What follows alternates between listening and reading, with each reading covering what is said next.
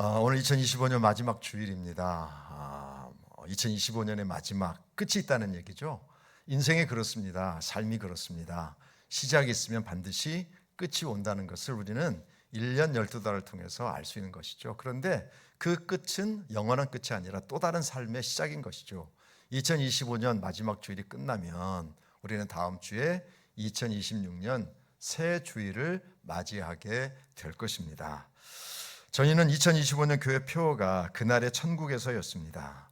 그날이 어떤 날입니까? 우리는 두 가지 날이라고 알고 있습니다. 첫 번째는 주님께서 다시 오시는 재림의 날이죠. 성경은 반복해서 또 예수님 스스로도 내가 다시 온다, 다시 오는 날이 있다, 그날이 있다라고 우리에게 경고하셨습니다. 그날은 온 우주를 심판하시고 온 우주의 왕으로 주님께서 오시는 날이 될 것입니다. 그날이 바로 그날의 첫 번째 의미라면 두 번째는 우리의 삶이 끝나는 바로 그날입니다. 태어났으면 하나님 앞에 언젠가는 서야 되는 것이죠. 우주적인 종말이 예수 그리스도의 재림으로 이루어진다면 나의 죽음으로 나의 종말이 이루어짐으로 말미암아 우리는 그날을 앞두고 있는 삶을 살아가고 있는 것이죠. 우리가 예배 끝날 때마다 늘 불렀던 찬양이 그날의 천국에서, 이 찬양 아니었습니까? 근데 거기에 보면 마지막 가사에 그날의 천국에서 영원한 기쁨 주와 나누리 라고 이야기하고 있습니다. 우리가 신앙생활에 신앙의 믿음의 길을 걸어가다가 그날이 되면 주님이 다시 오시든 내가 주님께 가든 상관없이 그날이 되면 우리는 주님의 나라에서, 하나님의 나라에서 기쁨의 삶을 살게 될 것입니다. 그런데 그 찬양에는 또 하나의 가사가 있지 않습니까? 그날의 천국에서 영원한 기쁨 주와 나누리, 그리고 그날의 천국에서 주의 승리에, 주의 얼굴 뵐 때 승리의 노래 부르리. 여러분, 우리가 그날이 됐을 때에 두 가지를 누릴 수 있어야 합니다. 하나는 주님과 함께하는 기쁨이죠. 또 하나는 승리자로 인정받는 겁니다. 그래서 우리가 그날이 있다는 사실을 알고 살아가는 모든 그리스도인들은 그날에 나에게 두 가지가 있어야 된다. 하나는 주님을 다시 만나는 기쁨이 있다. 그리고 주님께서 잘했다고 칭찬하는 승리의 칭찬이 있다. 그래서 우리는 이 땅에 살면서 예수 그리스도와 함께 살아가는 믿음의 삶을 살 뿐만 아니라 하나님 앞에 섰을 때에 승리자로 인정받을 수 있는 또 다른 믿음의 삶을 우리가 살아가야 된다. 그날의 천국에서 기쁨의 노래를 부르고 승리자의 삶을 살려면 어떻게 해야 될까요? 오늘 본문은 우리에게 먼저 우리에 앞서서 믿음의 선배들이 살았던 삶의 원리, 믿음의 원리들을 크게 두 가지로 가르쳐주고 있습니다. 첫 번째는요, 그들은 본향을 사모하며 살았답니다.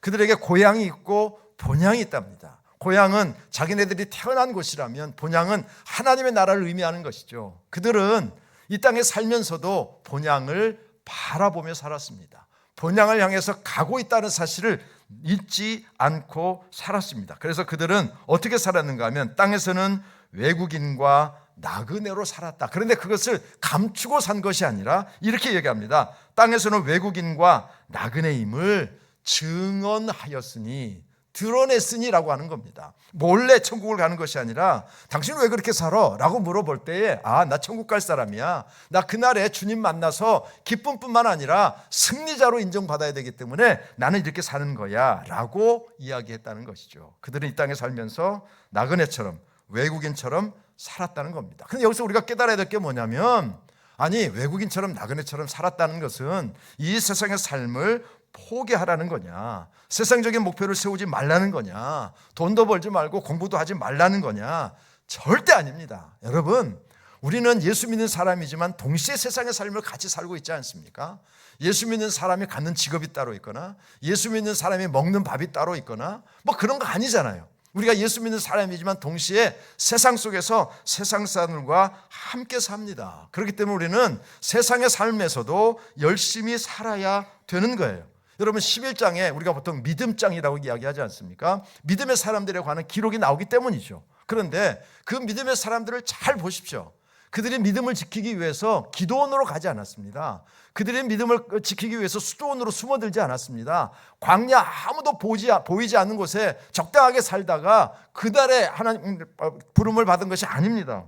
그들이 자신의 삶에 맞추어진, 자신의 삶에 주어진 모든 삶의 영역에서 최선을 다해 살았던 것이죠. 자, 그렇다면 예수 믿는 사람이나 예수 믿지 않는 사람이나 사실 세상의 목표를 가지고 열심히 사는 게 똑같다면 뭐가 다른 게 있습니까? 여기에 나오는 사람들은 한 가지 기준을 가지고 살았다는 것을 기억하십시오. 어떤 기준입니까?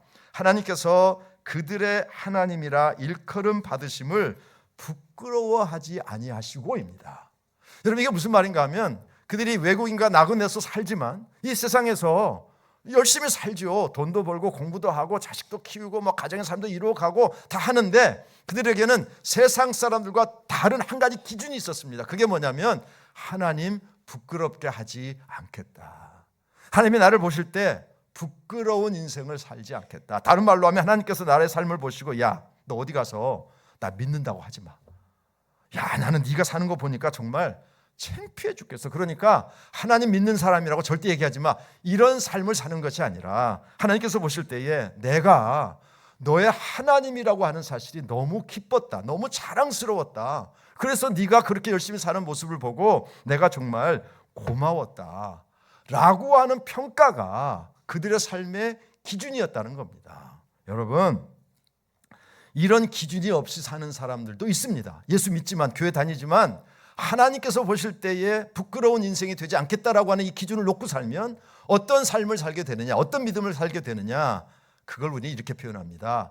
실천적 무신론자, 이렇게 표현합니다. 실천적 무신론자. 무슨 말입니까? 이론적으로는 신자예요. 이론적으로는 다 알아요. 하나님 사랑한다는 것도 알고 하나님을 사랑한다고 고백하기도 하고 뭐 기도도 하고 찬양도 하고 교회도 열심히 하고 다 해요. 그런데 그 삶을, 그 믿음을, 그 말씀을 실천해야 될 세상 속에서 실천하지 않아요.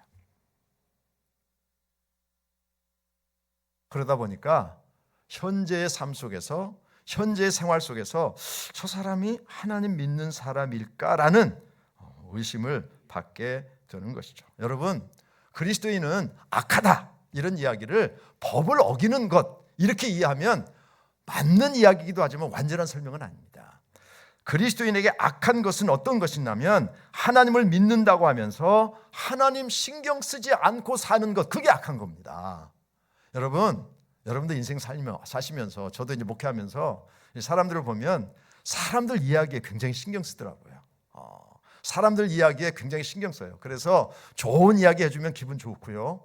또 기분 나쁜 이야기하면 뭐 기분 나빠가지고 뭐 어쩔 줄을 몰라요. 그 사람들 신경 쓰고 사람들의 평가에 굉장히 관심을 둡니다. 사람들이 나를 어떻게 볼까, 나를 어떻게 생각할까 굉장히 관심이 많아요. 예를 들어서 어떤 여자분이 정말 신경 써가지고 머리를 잘 하고 교회에 왔는데 하는 소리가 야, 그거 머리를 돈 주고 했냐? 뭐 이러면 그냥 막 기분이 나빠가지고 막 견디지를 못해요. 지 머리는 무슨 머리인데 뭐 이래가면서 사람 하는 이야기에는요 너무나 신경을 쓰고 막 예민해지고 그리고 막 어떤 때는 그것 때문에 잠도 못 자고 뭐 그런데 문제는 뭐냐면 하나님께서 보실 때 부끄러운 생활을 하면서도 별로 신경을 쓰지 않는다. 그게 바로 악한 거라는 겁니다. 그렇기 때문에 우리가 어떻게 살아야 되느냐. 히브리서 11장의 결론이 12장이거든요. 거기에 보면 이렇게 되어 있습니다. 모든 무거운 것과 얽매이기 쉬운 죄를 벗어버리고 인내로서 우리 앞에 당한 경주를 하며 믿음의 주요 온전케 하시는 이인 예수를 바라보자. 그리고 예수를 생각하라입니다. 우리가 하나님께서 보실 때 부끄럽지 않은 삶을 살아야 되잖아요. 실천적 무신론자가 아니라 삶 속에서도 내가 천국 가는 사람이야를 증언해야 되잖아요. 그렇다면 어떻게 되느냐? 그 중심에 누가 계시느냐? 예수 그리스도가 계시다는 거예요. 그래서 예수 그리스도의 삶을 묵상하고 예수 그리스도 삶을 생각하고 예수 그리스도를 바라보는 삶을 살아야 된다라고 우리에게 말씀하고 있는 것이죠. 정서적으로 건강한 리더라고 하는 책이 있는데요. 거기에 보면 그 저자가 20년 동안 교회를 조사했습니다. 그러면서 또 건강한 교회는 어떤 교회인가? 건강하게 변화를 만들어가는 교회는 도대체 어떤 특징들이 있을까? 몇 가지 공통적인 원리를 이야기했는데요. 첫 번째 원리가 뭐냐면 숫자나 헌금이나 프로그램이 아니었습니다. 첫 번째, 건강한 교회, 그리고 변화되는 교회 첫 번째 특징이 뭐냐면 놀랍게도 속도가 느려지는 교회, 멈춤이 있는 교회, 이게 변화되는 교회의 특징 중에 첫 번째였습니다. 성도들의 삶이 느려진다는 게 도대체 뭡니까? 성도들이 교회에 와서 잠시 멈춘다는 것은 어떤 의미입니까? 그것은 바로 세상의 페이스에 말려들지 않고 영적인 삶에 초점을 맞추기 위해 속도를 줄이고 때로는 삶을 중단시키고 누구를 바라보는가 하면 주님을 바라보는 시간이 있는 성도들이 많은 교회. 그래서 내가 멈추어 서서 하나님과 나의 관계를 점검하는 사람들이 많은 교회가 건강한 교회이더라. 그래서 속도를 늦추고 멈추어 서서 예수를 생각하고 예수를 바라보고 하나님이 나를 보실 때 나는 과연 지금 어떻게 살고 있는 거지? 라고 나를 바라보기 시작하는 교회, 그런 성도들이 많은 교회가 건강한 교회이더라. 그렇지 않은 교회는 바깥에서도 조급하고 바깥에서도 분주하고 교회에 와서도 분주하고 조급하고 뭔가 불안정적인, 그래서 멈추어 서지 못하는 그런 사람들이 모여있는 교회는 교회이지만 건강한 교회는 아니더라라고 우리에게 가르쳐주고 있는 것이죠. 하나님께서 보실 때에 부끄러운 존재가 되지 않는 성도들이 모여있는 교회가 결국은 건강한 교회가 된다는 겁니다. 교회는 건물이나 사람의 숫자나 프로그램이나 그 교회의 어떤 재정적인 상황이 아니라 그 교회 성도들이 예수 그리스도를 바라보기 위해서, 나는 과연 주님께서 보실 때 부끄러운 삶을 살고 있는지 점검하기 위해서 속도를 늦추고 주님 앞에 멈추어 서는 성도들이 많은 교회가 건강한 교회다라는 것이죠. 여러분, 우리는 그날을 향해 가고 있습니다. 주님이 이 땅에 다시 오시든 아니면 나의 삶을 마무리하고 주님 앞에 가든 우리는 그날을 향해서 가고 있습니다. 그날에 우리는 기쁨뿐만 아니라 승리자로 인정받는 삶을 살아야 됩니다. 그렇기 때문에 여러분 기억하십시오. 내 삶은 끝이 있다. 끝을 향해서 가고 있다. 언젠가는 모든 것이 끝나는 날이 온다라는 것이고요. 두 번째는 무엇이었습니까? 하나님을 부끄럽게 하지 말아야 된다라는 겁니다. 그런데 정말 잊지 말아야 될 게 한 가지 있습니다. 야, 그렇게 사는 게 너무 부담스럽지 않나? 너무 힘들지 않나? 여러분 기억하십시오. 우리가 믿음으로 사는 것은 하나님을 부끄럽게 하지 않겠다. 그날에 기쁨뿐만 아니라 나는 승리자로 인정받을 거야 라는 결심을 하고 결단을 하고 믿음의 삶을 살아가면 하나님 우리를 도와주신다. 하나님 우리와 함께 하신다. 여러분, 믿음장에 나오는 사람들뿐만 아니라 모든 성도들이 기쁨과 승리자의 삶을 살 수 있도록 하나님께서 내팽개도 도와주셨습니다. 야, 내가 은혜로 구원해 줬으니까 니네가 알아서 살아. 내팽개두지 않으십니다. 은혜로 우리를 계획하시고 선택하신 하나님은 끝까지 우리의 삶을 책임져 주시는 거죠.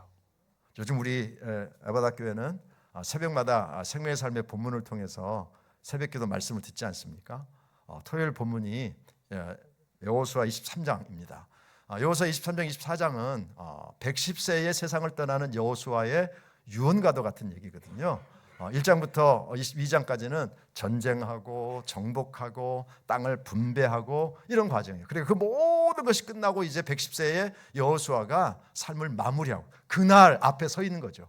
그런데 여호수아가 이런 얘기합니다. 뭐라고 이야기하는가 하면 여호수아 23장에 보면 여호수아가 뭐라고 이야기하는가 하면 여호수아가 온 이스라엘 곧 그들의 장로들과 수령들과 재판장들과 관리들을 불러다가 그들에게 이르되 나는 나이가 많아 늙었도다. 그 다음에 이렇게 이야기해요. 너희의 하나님 여호와께서 너희를 위하여 이 모든 날에 행하신 일을 너희가 다 보았거니와 너희 하나님 여호와는 그는 너희를 위하여 싸우신 이시니라. 10절에 가도 똑같은 얘기를 하는데요. 너희 중 한 사람이 1000명을 쫓으리니 이는 너희 하나님 여호와가 그가 너희에게 말씀하신 것 같이 너희를 위하여 싸우심이라. 여러분, 전쟁은 누가 했어요? 여호수아가 했어요. 전쟁은 누가 했어요? 여호수아와 이스라엘 백성들이 했어요. 근데 여호수아가 뭐라고 고백하는가 하면 분명히 우리가 싸웠지. 우리가 전쟁터에 나갔지. 그런데 돌이켜보니까 하나님이 우리를 위해서 싸워주셨어. 그래서 여기까지 온 거야 라고 고백하는 것이죠. 그렇습니다. 여호수아가 정복 전쟁을 하듯 우리는 이 세상에 믿음의 전쟁을 하고 있지 않습니까? 혼자 싸우는 게 아닙니다. 외로운 전투가 아닙니다. 나의 등 뒤에서 나를 밀어주시는 주님께서, 하나님께서 우리를 대신해서 싸워주십니다. 왜 우리를 싸워주십니까? 하나님의 백성이니까, 하나님의 약속이 있으니까, 하나님이 사랑하시니까, 하나님의 아들이고 딸이니까 하나님 우리의 삶을 붙잡아 주시고 함께 싸워주시는 줄로 믿습니다. 제가 1977년도에 신학대학을 졸업하고 그 해에 제가 다녔던 모교회에 교육전도사로, 그리고 이제 군대 가서는 군종사병으로, 뭐 일반 직분도 있었습니다만 군종사병으로, 제대에서는 돌아가실 때 목사님과 함께 에바단 노래선교단 총무로, 그리고 교회를 개척한 다음에는 교회 전도사로, 부목사로, 그리고 이민을 가서는 미국 교회 한 교회의 부목사로, 그리고 교회를 개척해서 미주 에바다 선교교회를 개척해서 10여 년 정도 목회하다가 또 한국에서 저를 에바다 교회에서 불러주셔서 이제 23년째 목회를 하고 있거든요. 총 한 48년대입니다. 그런데 그 48년 목회하는 동안 힘든 일도 있었고요, 어려운 일도 있었어요. 갈등도 있었고요, 때로는 탈진하기도 했습니다. 그런데 한 번도 힘드니까 나 목회 그만둬야지 생각해 본 적이 없습니다. 왜냐하면 이걸 내가 사명으로 알았기 때문이고요, 그냥 하나님께서 가라고 하신 그 길을 가는 거지. 힘들어도 가고 기뻐도 가고 좋아도 가고 뭐 싫어도 가고 가는 거지. 이런 마음으로 단 한 번도 나 얘 목회 그만두고 다른 거 해야지라는 생각을 해본 적이 없습니다. 그런데요, 제가 48년에 목회하는 동안 딱 한 번 정말 목회를 그만두려고 했던 적이 있습니다. 구체적으로 그냥 그만둬야지가 아니라 그래 이제 그만두자, 정리하자. 근데 왜 그랬냐면 저희 딸 때문이었습니다. 저희 딸이 이제 어렸을 때는 잘 모르는데 사춘기 지나고 이러면서 자기 아버지가 목사인 게 너무 부담스러웠나 봐요. 왜냐하면 애들이 우리 딸이 목사는 아닌데 자꾸 딸에게도 목사처럼 행동하기를 애들이 자꾸 바라고 자꾸 그렇게 얘기하는가 봐요. 그러니까 얘가 너무 갈등이 있고 너무 이제 그게 싫은 거예요. 그래서 가정 안에서도 뭐 이렇게 좀 어렵고 학교에서 전화 오기도 하고, 그래서 제가 목회하면서 단 한 번도 그만둘 생각을 안 했는데 딱 한 번 구체적으로 그때 그래 여기서 멈추는 게 좋겠다. 왜냐하면 사랑하는 딸이잖아요. 옆집 아저씨 딸이 그랬으면 저는 안 그랬을 거예요. 우리 딸이 내 딸이잖아요. 내 딸이 특별하잖아요. 그러니까 내 딸이 힘들다면 그래 내가 이거 그만두고 다른 거 해야지. 그래서 구체적으로 제가 하려고 알아본 게 있었다고요. 그게 바로 볶음밥집이었습니다. 제가 그때 제가 이제 미국 동부 쪽, LA 동부 쪽에 살았는데요. 그때 그 주변에 유행했던 게 볶음밥집이었어요. 그래서 제가 볶음밥집을 진짜 가보기도 하고 먹어보기도 하고, 그런데 비결을 알았어요. 그래서 그거 하려고 그랬어요. 비결이 별거 없더라고요. 이게 잘 사는 동네에서는 그게 잘 안 돼. 좀 어려운 사람들이 사는 동네에서 기가 막히더라고요. 그 비결이 뭔가 별로 맛도 없는데 양을 많이 주더라고요. 이거 양을 많이 주면 되는구나. 구체적으로 그렇게 마음 먹을 정도였어요. 딱 한 가지 이유입니다. 딸 때문에. 사랑하는 딸이니까. 사랑하는 딸을 위해서라면 그래 내가 중단할 수도 있다.